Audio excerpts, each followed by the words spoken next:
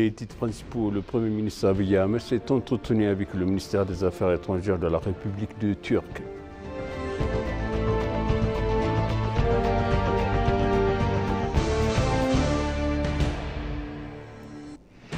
La Chambre des représentants du peuple a fourni une aide de 5 millions de bières aux personnes touchées par le glissement de terrain dans la zone de Gofa.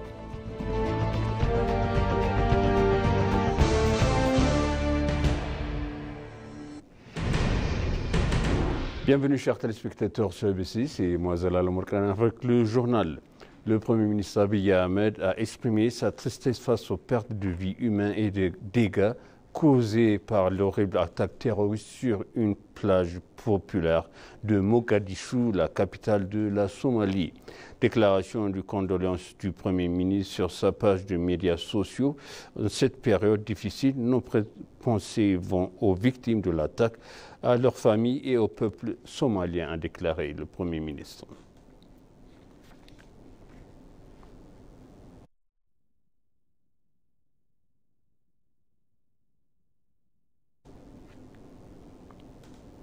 Le Premier ministre Abiy Ahmed s'est entretenu avec le ministère des Affaires étrangères de la République de Turquie, Hakan Fidan, sur la poursuite de la relation bilatérale entre les deux pays.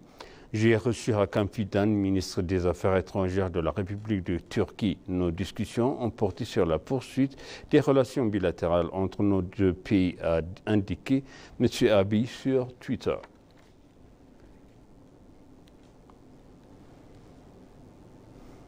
La Chambre des représentants du peuple a fourni une aide de 5 millions de bières aux personnes touchées par le glissement de terrain dans la zone de Gofa, district de Geze-Gofa.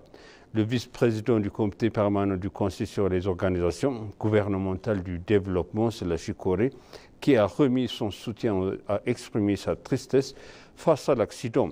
Outre le soutien apporté par le Conseil en tant qu'institution, les membres ont également apporté une aide supplémentaire de 340 000 bières aux victimes de l'accident. Ayala, administrateur en chef de la zone de Gofa, qui a reçu ce soutien, a exprimé sa gratitude en nom des victimes pour le soutien apporté par la Chambre des représentants. En outre, l'administrateur en chef a demandé à tous les Éthiopiens de montrer leur soutien car cela nécessite la coopération de toutes pour établir les parties déplacées de manière durable.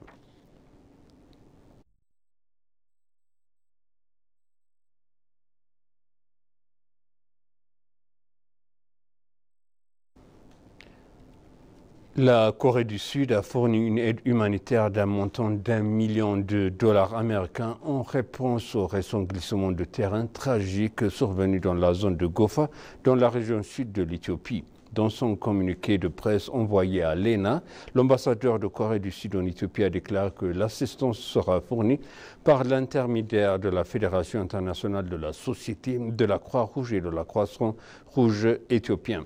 Selon le communiqué de presse, la Corée espère que cette aide permettra de remettre les états des zones endommagées et d'aider les habitants à reprendre leur vie quotidienne dès que possible.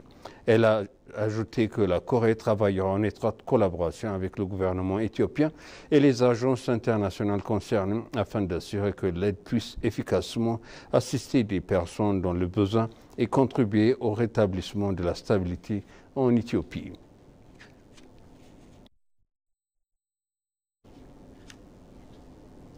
Le ministre des Affaires étrangères, Taye Asqeselasi, est entretenu avec son homologue turc. Le ministre des Affaires étrangères, l'ambassadeur Taye Asqeselasi, s'est entretenu avec son homologue turc, Hakan Fidan, et les deux parties ont discuté des questions bilatérales et régionales, notamment que la situation actuelle en Somalie et Soudan.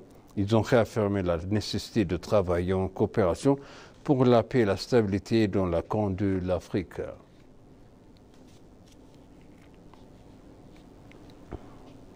L'Éthiopie et la Russie approfondissent leurs relations bilatérales et améliorent leur coopération multilatérale, a noté l'ambassadeur russe en Éthiopie, Evgeny Terkin. L'ambassadeur a noté que les relations bilatérales et multilatérales entre la Russie et l'Éthiopie se sont développées après une rencontre des dirigeants des deux pays lors de la première et deuxième sommet Russie Afrique en 2019-2023.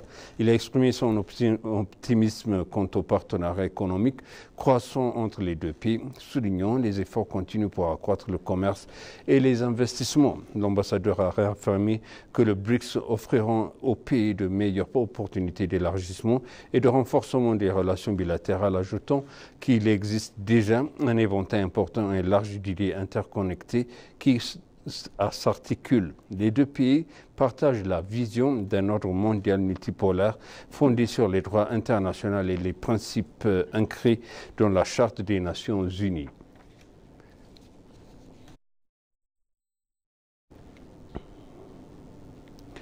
Le gouvernement a entrepris de mettre en œuvre une politique macroéconomique soutenue dans le but de réaliser une croissance continue et d'assurer davantage globaux aux citoyens, a exprimé leur ministre de Planification et du Développement, Fissoum Assafa. Fissoum a noté que les conséquences désastreuses des situations économiques et de développement qui existaient avant et dans la réforme du pays, qui n'ont pas réussi à atteindre les objectifs de développement de la nation, où le gouvernement a eu recours à la préparation d'une politique d'une réforme économique locale pour investir la situation et inverser la situation de même. Selon elle, pour réduire la vulnérabilité économique de divers secteurs de la société et pour réduire les effets négatifs qui pourraient apparaître, le gouvernement continuera de subventionner les prix et les produits de base comme le carburant, les engrais et d'autres articles essentiels.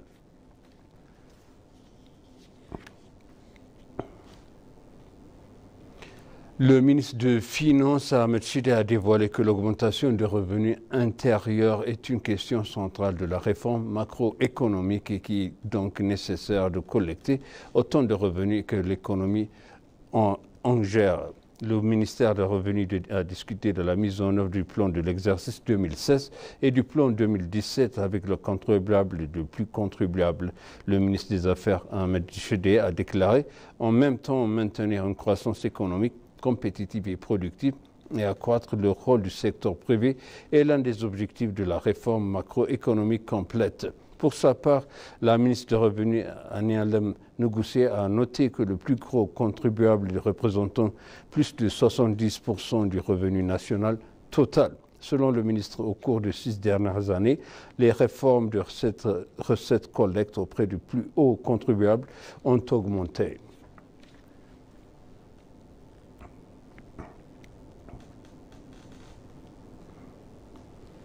Et maintenant, je répète les titres principaux. Le Premier ministre Abiy Ahmed s'est entretenu avec le ministère des Affaires étrangères de la République de Turquie.